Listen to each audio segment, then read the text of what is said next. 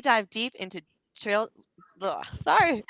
Welcome back to the Flying Upstream podcast, where we dive deep with trailblazers who challenge the current, rise above limitations, and carve out paths that empower and uplift. Today's guest is someone who doesn't just talk about transformation, she embodies it. In this episode, we're diving into what it really takes to turn your personal transformation into a purpose-driven business. If you've ever wrestled with guilt around setting boundaries, feared being misunderstood, or wondered how to pursue meaningful work without compromising who you are, this conversation is for you. We're talking about healing, power reclamation, and how to build something profitable that still feels deeply aligned with your soul. That's right. And our guest today is Jovanna, the powerhouse behind all things good. She's a podcast producer, a writer, a speaker, and an artist with a mission to help women rediscover their true selves. With a sprinkle of self awareness and a dash of power reclaiming magic, she guides women to kick shame to the curb. Giovanna's all about self care, helping women set boundaries, shift from head to heart, and live their dream lives. As a mom who's walked the path of losing herself in shame, unworthiness, and people pleasing, Giovanna found her boundaries and watched her life transform like a phoenix rising from the ashes.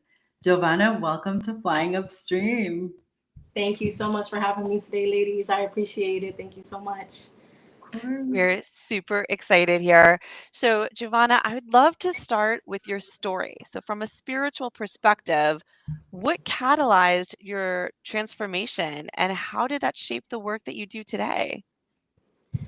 Honestly, what a journey it's been. What catalyzed my transformation, the pivotal moment in my life is when I began to disconnect from religion. And I was serving in ministry for over 10 years, and I don't have anything against religion, it just doesn't align with me. And so I was serving in ministry for 10 years. I mean, I was the right hand man for, those who were in leadership. I was told how to dress, how to speak. I was told, you're too emotional. Um, you need a backbone. You're not strong enough. I mean, I was told everything. I was never told. They even said at one point said your lipstick is too red. We need to tone that down a bit because we don't want the wrong attention. Until one day, I just woke up. It was like the light went on, and I was like, "What has been happening? Did I really just hand over my power for over 10 years?" And of course, the reason for that was because I was in the process of, I was coping, I was surviving. And, coming from a place of people pleasing, coming from a place of shame, unworthiness, that was my way of surviving, was to just be the yes girl, right? Yes, okay, I'll do it. Yes, okay, let's do it. Until one day I woke up and I was just like, this can't happen anymore. And so from that moment, I promised ladies, I mean, it was like a timeline shift. Things for me began to shift. Like my power came back, my confidence came back. And, I always knew I was a coach. I always knew that I was a mentor, someone to lead and teach. But I didn't know who my audience was. I didn't know who my clients were until I began to connect the dots and say, okay, it's the women who lost themselves in people pleasing, the ones that are tired, the ones that want to get themselves back. And so that's how it began to transform my life and my coaching business. I love that. I so love that. And I can relate to that quite a bit. I lost myself in sort of motherhood and allowed fear and all of the societal pressures and the way life is supposed to look. I just lost myself. I completely lost any sight of who I was. And it's taken so long to come back. But I am very grateful for people like you because I was inspired by a lot of women who became coaches due to similar experiences, right? And you mentioned a couple of things. You mentioned shame, unworthiness, and people pleasing. How did you begin to dismantle those patterns in your own life? Because that can be hard. It honestly, I mean, after using that as years of survival, the way that I began to process that and really break the patterns was first I had to, it was like a moment of grieving. So with any loss, with any transformation, with anything that's the you're detaching from comes grief, right? So I'm not gonna lie, like I was angry. I mean, I was like, what? Like this has been my life, and I had to process the anger. So I want to let your listeners know, like, the anger is okay as long as we're not hurting anyone, as long as we're not hurting ourselves. The anger, we have to feel the anger because it's part of grieving.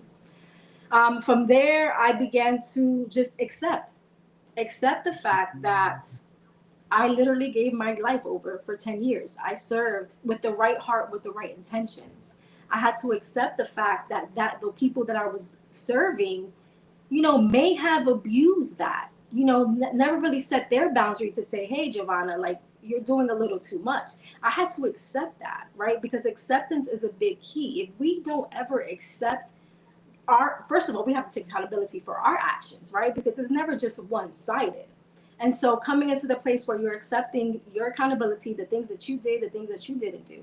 So acceptance was a big thing. And then the most empowering thing was my boundaries.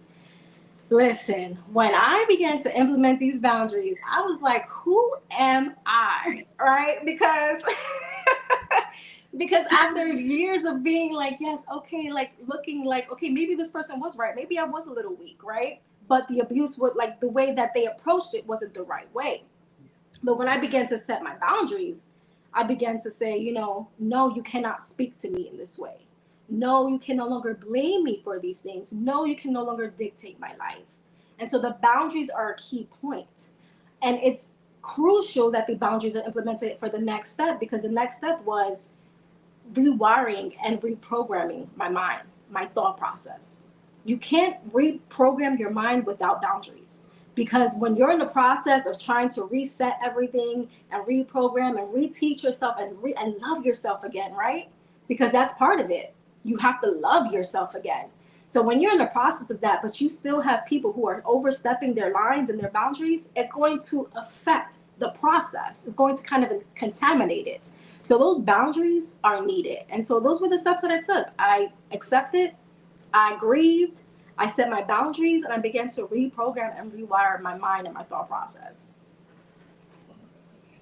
That's so beautiful, and I can imagine the courage and strength that it took to take that first step, to know that there is risk involved in that, that you may lose friends or family may distance themselves, that there's always that risk that becomes associated with it, that people may even misunderstand you. They don't understand why you've changed all of a sudden, and Right. what was okay yesterday is no longer okay today.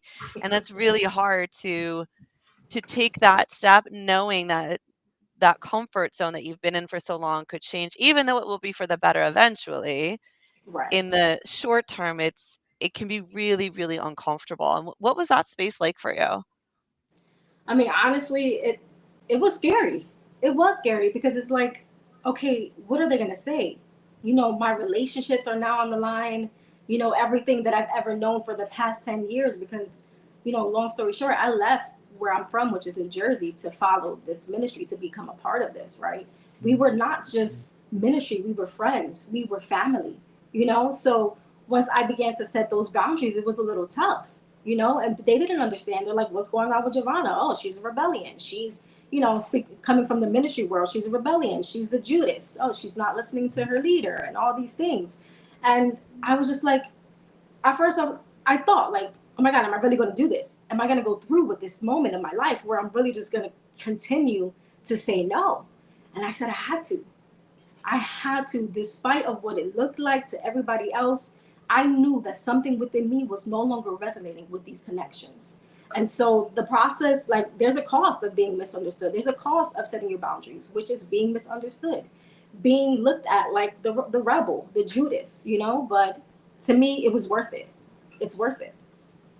Yeah, and we love that. I mean, flying upstream, our logo is a black bird flying in the complete opposite direction of all the other birds. I mean, that's what we do. And this is why we do it, though. It is because it is so important for us to find our own truth and live our own truth. And it's really hard once you wake up to like go back. It's really hard to be like, oh, I'm just gonna be the yes girl, or I'm just gonna be the girl who accepts whatever's thrown at me, or accepts whatever scraps are left and they want to give me, or whatever direction they think I should take my life. But it's like, Right. I am the one waking up in my body and living my life every day. So it's so important, to understand what you just shared, that it's uncomfortable. For me, it felt sticky. And sometimes when it comes around, it still feels sticky when there are people who still think that they can push those boundaries, or who are testing me like all over again. So Right. I totally get that, because you set those boundaries, you learn to set them at first, and then it's like the buildup of like continuing to keep them and making sure that you're not allowing anyone at any point, because of any weak moment that you may be in, for them to take advantage of that, to be able to sort of draw you back in. So I love that you shared that. This is my favorite thing that I know about you so far. Something that you said, that you always have to be, or sometimes you have to become the villain in someone else's story in order to become the hero in your own. Can you unpack that for us? What does that mean, and how has that played out in your life? Well, yeah, I mean, coming from my perspective, and I believe it's all about perspective, right? Because again, to me, I was my own hero, but to them, I was the villain. They're like, what's going on with Jovanna? You know, all of a sudden she's, longer a part of us. I mean, I had people texting me and calling me saying, what are you thinking? What do you like? What's going on? Whatever the leader says is what we'll do. How dare you question it? And I was just like, you know what? Like, this is crazy. Like, this is out of line. And so I began to say, you know what? I may look like the bad guy to them. I may look like the person who decided to really just do her own thing, the black sheep. But in me awoke a hero. Like, I literally felt empowered. It was like this invisible cape came over me, and I was just empowered to say, no, like this roar. Like, I am in control of my life now, you know? And to some people, it's just like, who does she think she is? Well, I think I'm all that. Or who does she think she is? I'm a hero in my story, but in your story, I may just be a villain, and I am okay with that. I'm okay. And what I want people to know is that you don't feel obligated to go and change their story, their perspective. Don't feel back that you have to go back and read and rewrite their belief system and tell them, no, it was because of this, it was because of that. If that's your story, stick to that. I'm gonna stick to mine, and then we're just gonna keep moving forward. Because if we can't come to a place where we're constantly trying to fix things that don't want to be fixed, you know what I mean? We're the hero in our lives, not in everyone else's. So that's what I pretty much, that's what that means for me. That's what that means for me. That was amazing. Thank you. And that's No such a great problem. point that, let them think that you're the villain. Let them feel upset. That is okay. You are in your own story. And as long as you are happy with how your life is going, that's really all that matters. So Right. I especially love that point and want to acknowledge that. So let's pivot a tiny bit. I want to talk about purpose and work. How did you begin to turn your purpose into something profitable, especially in contrast to a traditional 9 to 5 path that may not bring fulfillment? Right. So I still do work, but that didn't stop me from actually pursuing my purpose. And it was because of, again, I always knew I was a coach, but I finally came to a place where I believed. Like, I believe that I have something that I can share with this world. I believe that I have a piece of the puzzle that can unlock someone's greatest, like, life, like the greatest version of someone's life. Like, I believe that I have that. And so if what led me to bring this into a place of provision, it was the fact that I believed in myself. A lot of the times we come to a place where we think that our 9 to 5, our job is it. And it was like something within me won't let me settle. It won't let me settle. And I think everyone can resonate that there is something within you that's just like, this is just not it. But you have to believe yourself enough, because I can easily say, this thing is not going full time yet. You know what? Maybe it's just not it. No, there's something within me that knows that even if it's part time, I still have to pursue it because it is my purpose. It is my purpose. And so it's it literally fires me up. Honestly, I'm not even gonna lie. It's something that I'm truly passionate about. It's just helping people because I know that that's what I'm called to. So if you know that you're called to it, just go do it. Do it even if you have a job, but focus your energy on your purpose more than what you are doing because that's not it. That's not all to life. Yeah, and I love that because we tend to get lost in the understanding that practically we do need to like pay our bills, you know what I mean? And like we have to pay our mortgage, our rent, we have to buy food, have health insurance and whatnot. But we get lost in the idea that that is everything. That after we do that, that basically after we make somebody else's dreams come true all day, Mhm. that we then come home and do nothing about our own. And Yeah. then for a lot of us, because this was true for me too, is I had this thing. It's like I knew there was so much more. I just had this knowing that there was no way emotionally that this was fulfillment. And I didn't know anything different. But I Right. just knew that that could not be it. Like that was not it. That was not it. You know, like cashing the check and having the material things, it just did not make me feel how I knew I wanted to feel. And you know, people say a lot of like, "Oh, you're 5 to 9 after you're 9 to 5," and it used to bother me a lot. To be honest, I used to be like, "Because who wants to work all day?" But the truth is that when you are doing something that you're called to, that it's your purpose, it doesn't feel like work. I'll sit here for Yeah. 10 hours and look up and I'm like, oh my goodness, I should do other things because when you love what you do, it's not work. It doesn't feel like it. And so I think it's so much more gratifying when you're building something, you know, you're building a brand for you, your coaching business, um, to help other people. And it doesn't feel like work. It feels more like, hey, like I was sent here to like I'm just playing the role that I know I was meant to play. Like I this is what I was here. For you, how do you stay grounded, especially between having like a regular, you know, full-time job and managing your business and building that's only part-time now, but it takes work to get to that full-time level. How do you stay grounded and manage those two things on a day-to-day basis? Honestly, at the beginning, it was tough for me because I'm the type of person that I give my all in everything that I do. But I had to have the mindset where this is your vision and your dream. And he literally says, like, we're just living the dream. And I told him one day, this is your dream. And this is not my dream. This is the world you created. This is not the world I created. And so it was really just balancing that out and knowing that we can only do what we can, right? Mm. We can't, we don't, I don't feel, I personally came to a place where I don't feel like I need to overextend myself. I say that's not my job description and I pass it over to someone else, give it to the person who's in charge of that. Because there's no way that you're going to drown me and make me feel all this pressure for something that I'm not called to pick up. I've did that for too many years, right? I've picked up burdens that weren't mine due to people pleasing. And yes, it happens in work. You want to be the person that looks good. You want to be the person that they're talking about and giving praise to. I stopped. I stopped performing. And I started just being present with myself and saying, you know what? Honestly, ladies, when I go into work, most of my time I'm focusing on my business. It's probably the wrong thing to say, but I'm just gonna be honest. Like, because it's not just my business, it's Yeah. my life. Yeah. Like, there are times, like just the other day, I was crying, not because of me working two jobs, but it was because I want to do this so bad. Like, it's my passion to see women set free. And if that's all I ever do, I'm okay with that. And so I had to really just say prayer. I get up in the morning and I meditate. I pray. I have slow mornings because at work, once you get into work, it gets chaotic and you don't know you don't know where your head is. Your head is here, your body's there, right? No, I stopped. I slowed down. I said I'm gonna get up, even if I'm running late. I get up and I have a slow morning. I take my time. I'm present. I'm mindful.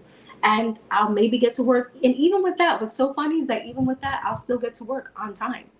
It's so funny because you think you're, oh my God, I only have 20 minutes. But in my mindfulness, in my presence, and me just slowing down, it allows me to get my thoughts together, to set my intentions for my day so that I know when I go in there, I have to get my work done, obviously, but I'm definitely going to get the thing that I'm called to do done as well. Whether that's content creation, whether that's creating a post that's inspirational, whether it's putting my podcast together, I'm not neglecting these things.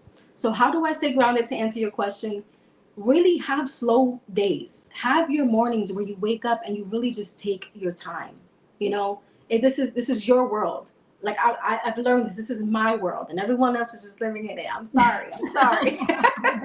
But and we might get fired for saying that. But at the end of the day, is that really a bad thing? It could really just be alignment, right? So I would say have slow mornings, meditate more. When you come home, leave work at work. Leave it at work. I don't care. Don't even call me. I tell him, he'll try to call me or text me. It's 4 o'clock. I'm clocked out. We'll try again tomorrow. Because now, and I don't mean to be, it's not to be rude, it's to be real. Yeah. This is my life. And I can't allow you to overtake those boundaries. So boundaries with work, with home, having slow mornings, meditating, and really just staying focused on your why. On your why. I love that tip. Um, and just the concept of having a slow morning, I think is so foreign to a lot of people, especially those who have a job to rush to or kids to get out the door for school or pets to tend to in the morning. It's a lot. And that idea of like just relaxing is like, what? Like, so I really appreciate you saying that you can do it. You can. And in fact, slowing down helps you get out the door faster. Actually, Right. it seems counterintuitive, but it actually does work that way. And I love, love, love that tip. I'm curious if you can share any other practical tools or mindset shifts that helped you specifically build your brand or your business without burning out or even compromising who you are. I would say affirmations, getting up daily, reminding myself of who I am and what I'm really called to, because we can get lost, right? The day to day, we're working and we're like, okay, we're trying to juggle both, but just really reminding myself, this is what I'm called to. This is what fires me up.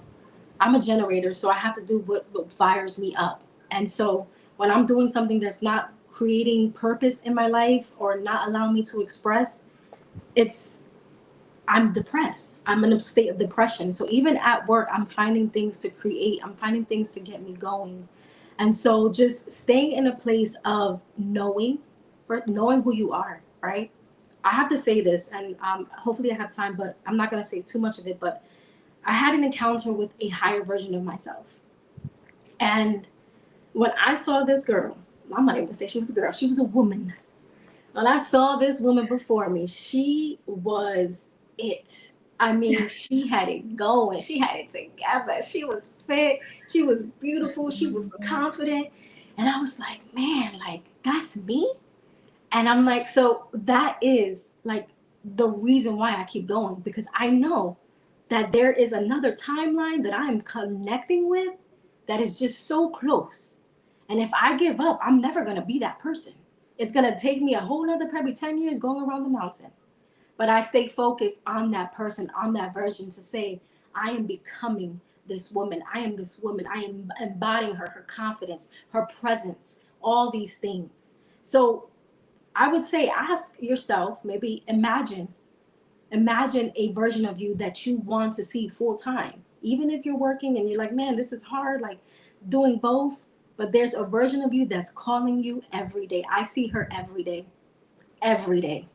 And so I might seem a little crazy, but it's the truth. I put her before my vision to say, I need to get here, despite of what it looks like.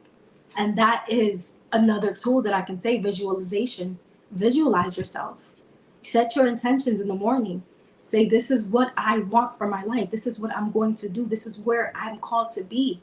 And visualize that. Imagine yourself there. When I go to work, I'm like, everybody works for me. I go in there and I'm like, and I promise you, to some people, I may seem delusional, but I am bringing this thing into an existence, full time. So I hope that answers your question a bit. Yes, that was beautiful. I absolutely love that because it's so true. Like, whatever energy you embody, right? Like, there's another timeline in which we are that version of ourselves.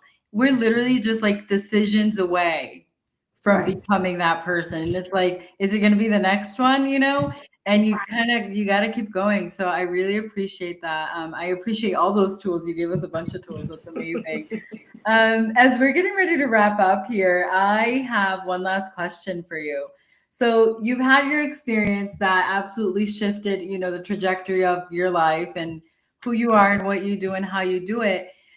But there are a lot of people, because I think all three of us have been that person at one point, where they have a passion and they may not exactly know like what it is, what to do with it, how to start, because they may be stuck in fear and guilt or the need to be liked. That was the big one for me.